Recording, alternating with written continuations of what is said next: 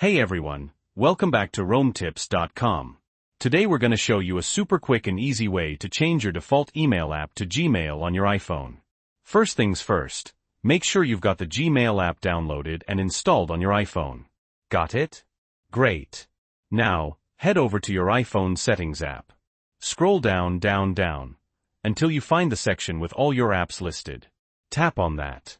Okay, now you gotta find the Gmail app in that list. Once you spot it, tap on it. Inside the Gmail app settings, you'll see an option that says something like Default Mail App.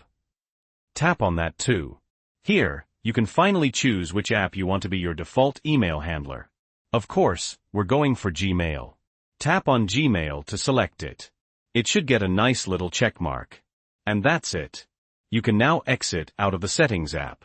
Gmail is officially your new default email app. Now when you tap on an email link, it will automatically open in Gmail. Easy peasy, right?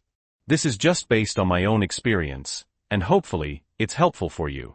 You can find any relevant links in the description below. If you found this video helpful, please hit that like button. And if you're new here, don't forget to subscribe to RomeTips.com for more iPhone tips and tricks. Got any questions or comments? Leave them down below. Thanks for watching.